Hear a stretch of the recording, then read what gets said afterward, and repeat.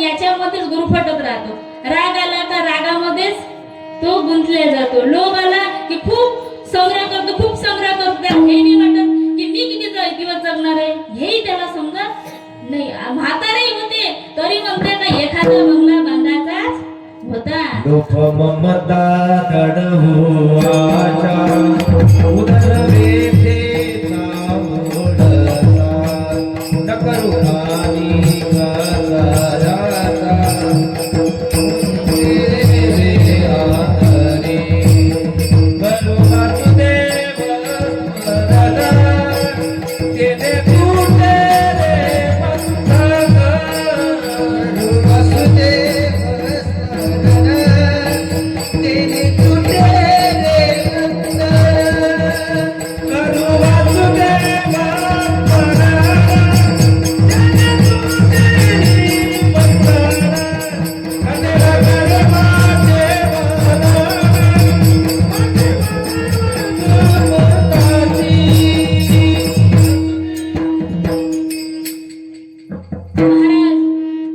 हा जो लोभ आहे तर मग हा आणखीनच वाढत जातो. का? कारण त्याला ज्ञान नाही मी मरणार आहे, मी मरणार, मी मरणार नाही तर हा देह मरणार आहे याचं ज्ञान त्याला नाहीये. त्याच्यामुळे हे जे विकार असतात हे आणखीन वाढत असतात. काम, क्रोध, लोभ, मद आणि मत्सर. महाराज सगळे जे बाहेरचे जे मच्छर आहे ते मच्छर मारण्यासाठी काही ना काही उपाय आहे की नाही? मच्छर मारण्यासाठी काय आहे बाबू आपल्या गावात? मच्छर मारण्यासाठी तुम्ही काय वापरता?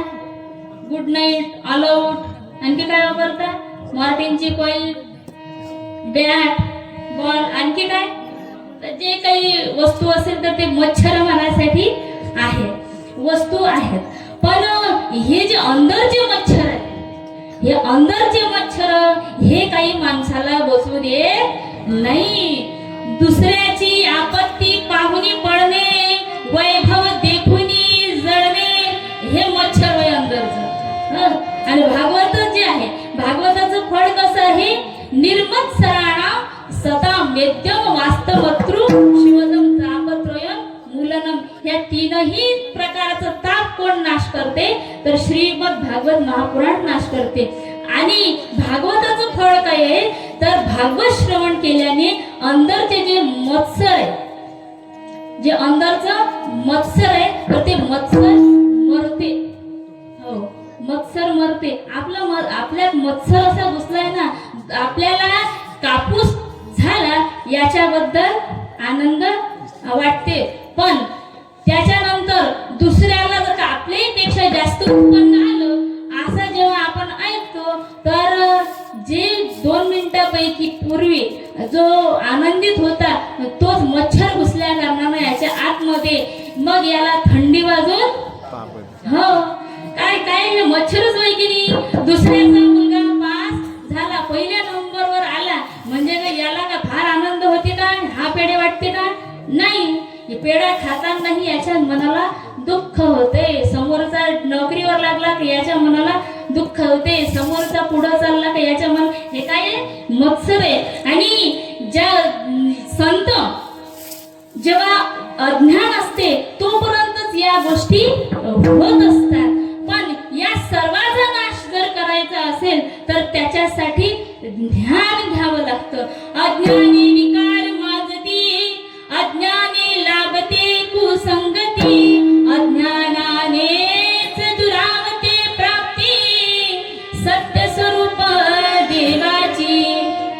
अज्ञाने विकार माजती. विकार कोणते? हेच मी जे सांगितले ते काम, क्रोध, लोभ, मद, मोह, मत्सर, दंभ, अहंकार.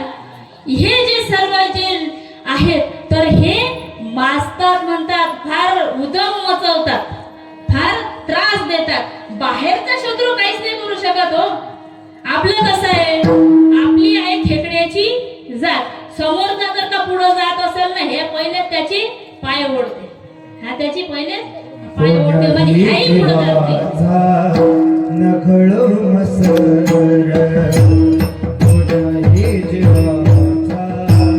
नखळो मसर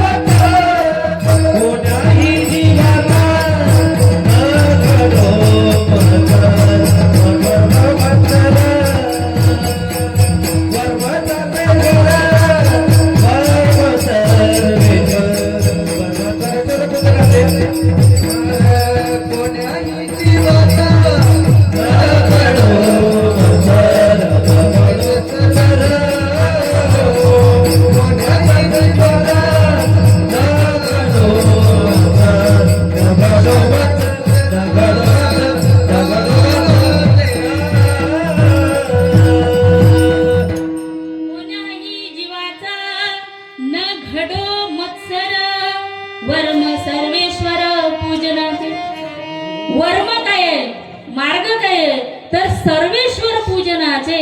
सर्वेश्वर म्हटल्यानंतर जो संपूर्ण जगामध्ये जो व्याप्त आहे तो जो ईश्वर आहे, मग तो सगळीचकडे आहे. ईश्वराला जर म्हटलं देवाला का देवा तू थोडासा सरक बरं, तर देवाला सरकायलाही जागा नाही आहे का? आपल्याला म्हटलं थोडस बाजूला उठून बसा, आपल्याला उठून बसायला जागा आहे, पण अशी कोणतीच जागा नाही की तेथे देव नाही. हरी येथे रे, हरी तेथे रे, हरी बिन रीते नाही कोठे रे. म्हणजे हरी सगळ्याचकडे आहे. म्हणून हरी काय करायचंय जाणून घ्यायचंय. 5 द्या 5.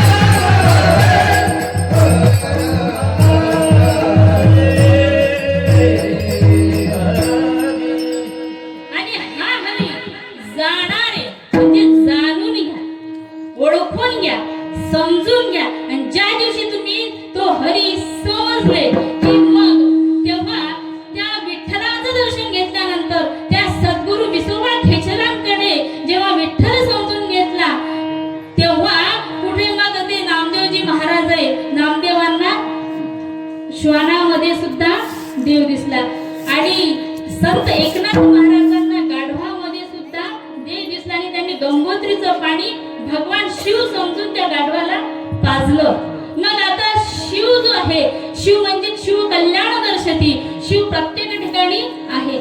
शिवाच्या दोन दोन लिंग आहे, एक चलचिर आहे, चर आहे आणि दुसरं अचर आहे. चर लिंग म्हणजे जे चालणार आणि अचर लिंग म्हणजे न चालणार, थांबणार. मग चर लिंग म्हणजे मुंगीपासून ते हत्तीपर्यंत जेवढे काही चालणारे जीव आहेत, किडे कीटक मुंगी जितके काही दिसतात, तर ते भगवान शिवाचं लिंग आहे. आणि त्यामध्ये मनुष्य प्राणी सुद्धा आला सर्व. आणि त्यानंतर जे अचर म्हणजे जे चालू शकत नाही, वृक्ष वेली लता वगैरे, हे अचर लिंग आहे. म्हणून म्हटलेलं एक लोटा जल सारी समस्या का हल. एक ग्लास जरी तुम्ही एखाद्या ज्याला आवश्यक आहे, ज्याला तहान लागलेली आहे, त्याला एक ग्लास जरी पाणी पाजलं तरी पण भगवान शिवाचा अभिषेक करण्याचं पुण्य आपल्याला प्राप्त होते.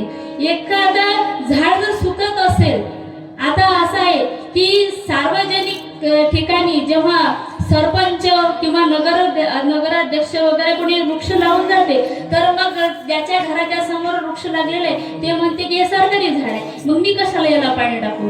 अरे बाबा पुण्य आहे. सरकाराचे सांगणे दंडुक्याचे आणि परिसंतांचे सांगणे हे प्रेमाचे. आणि त्याला जर का पाणी टाकलं, ज्या झाडांना आवश्यकता आहे, मग त्याला पाणी टाकल्यानंतर ते काय होते, प्रफुल्लित होते. आणि मग ते भगवान शिवाचा अभिषेक केल्याचं पुण्य तुम्हाला प्राप्त होते. ज्या प्रकारे मोठमोठी पर्यावरणामधले हजार शंभर वर्ष जे झाड जगणारे आहेत, तर त्या झाडांना जर पाणी ते काय करतात की जिथपर्यंत त्यांच्या मुळा पसरलेल्या तिथपर्यंत पाणी शोषून घेतात. आणि भगवान शंकराच्या 5 मूर्ती आहेत, तर त्यापैकी जल ही एक मूर्ती आहे, भगवान शंकराची मूर्ती आहे. आणि जल ही जीवन आहे. आणि जल नसलं तर भगवान भोलेनाथ का तिसरा डोळा सब भस्म आहे की नाही. जल नसलं तर माणूस मरतो, जल नसलं तर उत्पन्न निघत नाही, दुष्काळ पसरतो. म्हणून जल संवर्धन आणि ध्वनी प्रदूषण या सगळ्या ज्या गोष्टी, या सगळ्यामध्ये भगवान शिव आहे. या हे सर्व ज्या गोष्टी आहेत ते तुम्हाला पोषण करतात, तुमचं पोषण करतात. म्हणून त्याच्यामध्ये हरी म्हणजे विष्णू, हे विष्णूचा अर्थ असा होतो की जो सगळ्यात मध्ये व्याप्त आहे. भगवान शिव जेव्हा विष्णूला म्हणत होते, म्हणे की तू सर्वांचं पालन पोषण कर आणि तू सर्वांमध्ये व्याप्त आहे, कणाकणामध्ये तू आहेस, म्हणून तुझं नाव विष्णू असेल, असं शिवपुराणामध्ये भगवान शिव विष्णूला वर देताना सांगतात. म्हणजे याचा अर्थ आहे असा की भगवंत येथे नाही अशी कोणतीच जागा नाही. हे जाणून घेणे, हे जेव्हा जाणलं तर तेव्हा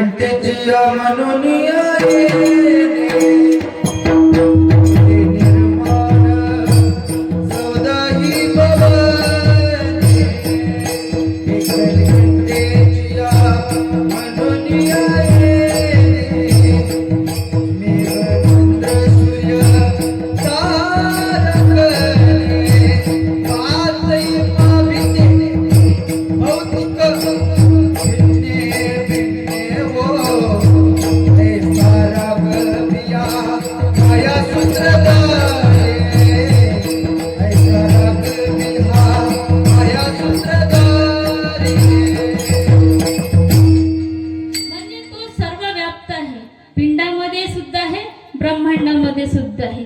मग असा जर का हरी सर्वांतरात्मा आहे, सर्वांमध्ये व्याप्त आहे, मग हा जो जेव्हा परमात्मा जो जाणतो, मग तो द्रष्टा रूपाने म्हणजे जो पाहणार आहे, पाहणाऱ्याच्या रूपाने तो त्याला पाहत असतो, तो जाणून घेत असतो. आणि जेव्हा अज्ञान नष्ट होते, जेव्हा ज्ञानाचा उदय होतो, तेव्हा अज्ञानाला म्हणावं लागत नाही की तू जा म्हणून.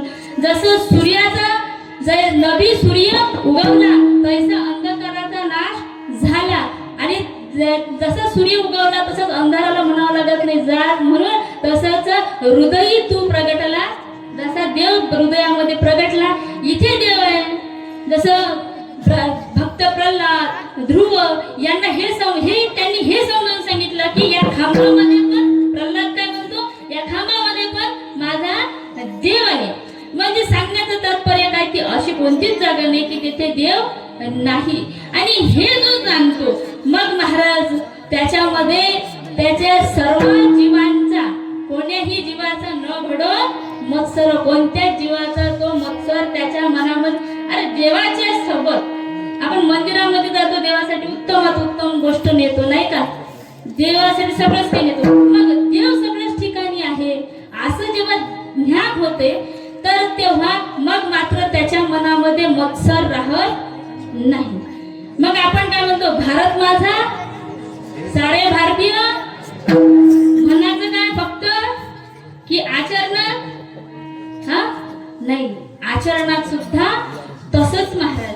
मग तेव्हा त्याच्या मनामधून कोणत्या प्रकारचा मत्सर घडत नाही. पूजन सर्वेश्वराचं पूजन मग तो करतो. तू हे जयाची अनुभव आले, त्याचे जन्म मरण दुःख संपले, आत्मस्वरूप मूळचे फले ओळखले म्हणून या काम क्रोध लोभ मद मत्सर दंभ.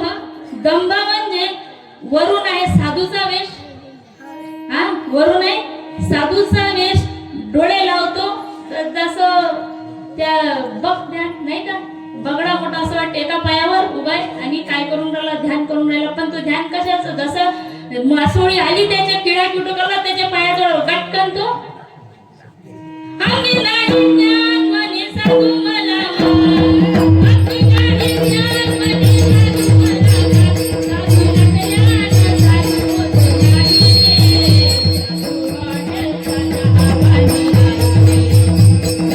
वाटेल राजा पाणी साधू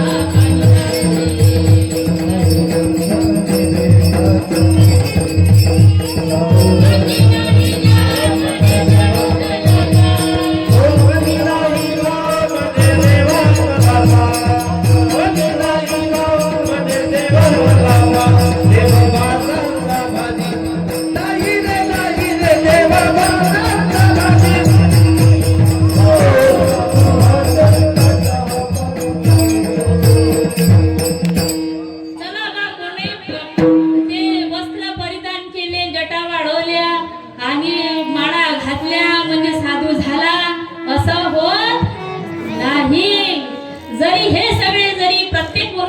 शरीरामध्ये असले तरी पण ज्यावेळी ध्यान होतं तर ध्यान झाल्यानंतर मग मात्र हे राहतात तिथेच. पण राहत असून सुद्धा ते कसे असतात, जसा भगवान कृष्णाने त्या कालिया नागाचा फणावर काय केला होता बाई, डान्स केला काय की नाही, झोपून नाही तिथे काय केला होता कृष्णाने, नृत्य केलं होतं. मग त्याचं एक फण भगवंताने च्या पायाने तो काय झाला, कालिया नागाला भगवंताने मारलं नाही, मारता येत नाही, तर त्याला काय त्याचा अभिमान नष्ट केला. आणि अभिमान अशी गोष्ट आहे, सगळं जरी प्राप्त केलं पण माणसाचा अभिमान काही जात नाही. रावण सरीके शूर की मुंडी जमीन में धस गई, आखिर जिंदगी का नाश. आखिर बात